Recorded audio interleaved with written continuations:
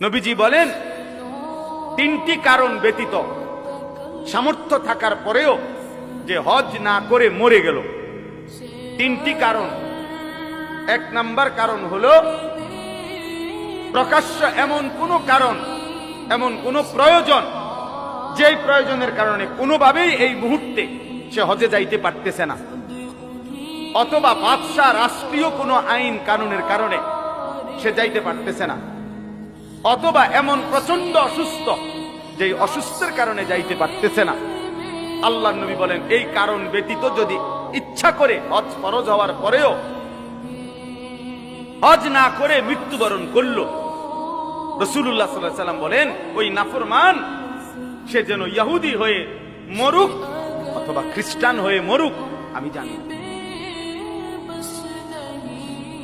নবীজি বলছে, আমি